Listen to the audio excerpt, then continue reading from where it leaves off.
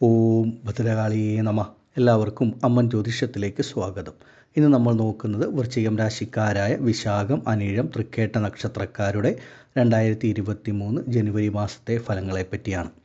വൃശ്ചികം രാശിക്കാരായ നിങ്ങളെ സംബന്ധിച്ച് നിങ്ങളുടെ രാശിയാധിപനായ ചൊവ്വയുടെ നേരെയുള്ള ദൃഷ്ടി നിങ്ങളുടെ രാശിയുടെ മേൽ വീഴുന്ന സമയമാണ്. വൃശ്ചികം രാശിക്കാരുടെ രാശിയാധിപതിയും വൃശ്ചികം ലഗ്നത്തിൽ ജനിച്ചവരുടെ ലഗ്നാധിപതിയുമാണ് ചൊവ്വ. ശുക്രൻ 3-ാം ഭാവത്തിൽ നിന്നും 4-ാം ഭാവത്തിലേക്ക് രാശി മാറുന്നതും നിങ്ങൾക്ക് ഉത്തമമാണ്. 2-ാം ഭാവത്തിൽ സ്ഥിതി ചെയ്യുന്ന ബുധൻ നിങ്ങളുടെ വാക്കിന് നല്ല ബലം നൽകുന്നതും നിങ്ങളുടെ വാക്കുകൾ നിറവേറ്റാൻ സാധിക്കുന്ന തരത്തിലുള്ള സാഹചര്യങ്ങൾ ലഭിക്കുകയും ചെയ്യും. 5-ാം ഭാവമായ പൂർവ്വപുണ്യസ്ഥാനത്ത് വ്യാഴം നിൽക്കുന്നത് വളരെയധികം നല്ല ഗുണഫലങ്ങൾ നൽകുന്ന ഒന്നാണ്. ശനി എന്ന് പറയുന്ന ഗ്രഹം മാത്രമാണ് നിങ്ങൾക്ക് അനുകൂലമായിട്ടുള്ള ഒരു സ്ഥിതിയിൽ ഇല്ലാത്തത്. ശനി അർദ്ധാഷ്ടമ ശനിയായിട്ടാണ് ജനുവരി മുതൽ നിങ്ങൾക്ക് സ്ഥിതി ചെയ്യുന്നതും. ശനി മകരത്തിൽ നിന്ന് കുംഭം രാശിയിലേക്ക് രാശി മാറുന്നു. കുംഭം എന്ന് പറയുന്നത് വൃശ്ചികത്തിന് 4-ാം ഭാവമായ സുഖസ്ഥാനമായിട്ടാണ് വരുന്നത്, കേന്ദ്രസ്ഥാനം. നിങ്ങളെ സംബന്ധിച്ച് ശനി എന്ന് പറയുന്ന ഗ്രഹം അർദ്ധാഷ്ടമ ശനിയായിട്ട് വരുന്നതിനാൽ അവരവരുടെ ജോലി, തൊഴിൽ, കർമ്മ മേഖലയിലും അതുപോലെ തന്നെ ദാമ്പത്യ കുടുംബ ജീവിതത്തിലും വിദ്യാഭ്യാസ മേഖലകളിലും എല്ലാം ചെറിയ തരത്തിലുള്ള ബുദ്ധിമുട്ടുകളും തടസ്സങ്ങളും സൃഷ്ടിക്കുന്ന ഒന്നാണ്. അതിനാൽ എല്ലാ കാര്യങ്ങളിലും നല്ല ശ്രദ്ധയും കരുതലും അത്യാവശ്യം വേണ്ടുന്ന ഒരു കാലഘട്ടമാണ് മുന്നിലുള്ളത്. ഏത് പ്രവൃത്തി ചെയ്യുന്നതിന് മുൻപും വളരെ ആലോചിച്ചതിന് ശേഷം മാത്രമേ ഒരു തീരുമാനമെടുക്കാൻ പാടുള്ളൂ.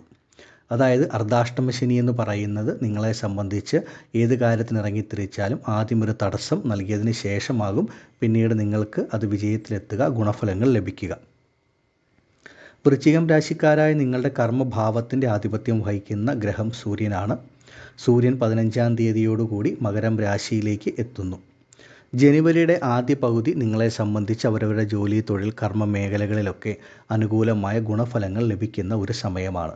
അതുപോലെ തന്നെ വൃശ്ചികം രാശിക്കാരായ നിങ്ങളുടെ വിവാഹത്തിൻ്റെ കാര്യമെടുത്താൽ വിവാഹത്തിന് പൂർണ്ണമായിട്ടും വ്യാഴം എന്ന് പറയുന്ന ഗ്രഹത്തിൻ്റെ അനുഗ്രഹമുള്ള സമയമാണ്. അതിനാൽ നല്ല അനുകൂലമായ വിവാഹാലോചനകൾ, നല്ല ബന്ധങ്ങൾ വന്നു ചേരുന്ന സമയവുമാണ്.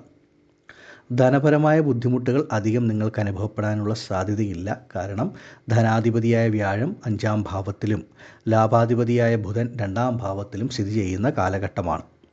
നിങ്ങൾ ശ്രദ്ധിക്കേണ്ടത് ഒന്ന് മാത്രമാണ്, അത് അവരവരുടെ ആരോഗ്യകാര്യങ്ങളിലും അതുപോലെ തന്നെ നിങ്ങളുടെ മാതാവിൻ്റെ ആരോഗ്യകാര്യങ്ങളിലുമൊക്കെ വളരെയധികം ശ്രദ്ധയും കരുതലും വേണം. അതുപോലെ തന്നെ വീട്, വാഹനം പുതുക്കി പണിയുന്നതിനും മാറ്റി വാങ്ങുന്നതിനുമൊക്കെ നിങ്ങൾ മുന്നിട്ടിറങ്ങുമ്പോൾ വളരെയധികം ശ്രദ്ധിച്ച് കരുതലോടുകൂടി വേണം ഓരോ കാര്യങ്ങളും ചെയ്യാനായിട്ട്. പ്രത്യേകിച്ച് ശനി അർദ്ധാഷ്ടമ ശനിയായിട്ട് നിൽക്കുന്നതിനാൽ അതിൻ്റേതായ പല തടസ്സങ്ങളും ബുദ്ധിമുട്ടുകളും അനുഭവപ്പെടാം. വിചാരിക്കുന്ന സമയത്ത് കാര്യങ്ങൾ നിങ്ങൾ ആഗ്രഹിക്കുന്ന രീതിയിൽ നടക്കണമെന്നില്ല. അതിനാൽ എല്ലാ കാര്യങ്ങളിലും നല്ല ശ്രദ്ധ വേണം. 2-ാം ഭാവത്തിലുള്ള ബുധനും അതുപോലെ തന്നെ ചൊവ്വയുടെ ദൃഷ്ടിയും ഒക്കെ നിങ്ങൾക്ക് ബലം നൽകുന്നതിനാൽ നിങ്ങളുടെ കുടുംബ ദാമ്പത്യ ജീവിതത്തിലൊക്കെ വളരെയധികം അടുത്ത് ഇടപഴകുന്നതിനും മനസ്സിലുള്ള കാര്യങ്ങൾ തുറന്നു പറയുവാനുള്ള സാഹചര്യങ്ങളും ഒക്കെ നിങ്ങൾക്ക് വന്നു ചേരുന്ന ഒരു സമയവുമാണ്. വിദ്യാഭ്യാസ കാര്യങ്ങളിലൊക്കെ വിദ്യാർത്ഥികളെ സംബന്ധിച്ച് നല്ല ശ്രദ്ധയോടുകൂടി മുന്നോട്ട് പോകേണ്ട കാലഘട്ടമാണ്. വൃശ്ചികം രാശിക്കാരായ കുടുംബ സ്ത്രീകളെ സംബന്ധിച്ച് ജനുവരിയിൽ ഏതെങ്കിലും തരത്തിലുള്ള ചെറിയ ബുദ്ധിമുട്ടുകളും പ്രതിസന്ധികളും ഒക്കെ അനുഭവത്തിൽ വരാം. ശനി 4-ൽ അർദ്ധാഷ്ടമ ശനിയായിട്ട് നിൽക്കുന്നതിനാലായിട്ടാണ് ഇങ്ങനൊരു ബുദ്ധിമുട്ടുകളൊക്കെ അനുഭവത്തിൽ വരുന്നത്. എന്നാൽ മറ്റുള്ള ഗ്രഹങ്ങളുടെ സ്ഥിതി അനുകൂലമായതിനാൽ നിങ്ങൾക്ക് എന്ത് തരത്തിലുള്ള പ്രശ്നങ്ങളായാലും അതിനെയൊക്കെ തരണം ചെയ്ത് മുന്നോട്ട് പോകുവാനുള്ള ഒരു ശക്തിയും കരുത്തും ലഭിക്കും. 4-ാം ഭാവം എന്ന് പറയുന്നത് സുഖസ്ഥാനമാണ്. അപ്പോൾ ശനി എപ്പോഴാണോ ഈ 4-ാം ഭാവത്തിൽ അർദ്ധാഷ്ടമ ശനിയായിട്ട് വരുന്ന കാലഘട്ടം, അത് അവരവരുടെ സുഖങ്ങൾക്കൊക്കെ ഒരു ചെറിയ ഹാനി വരുത്തുക, അതിന് തടസ്സം സൃഷ്ടിക്കുന്ന ഒന്നാണ്.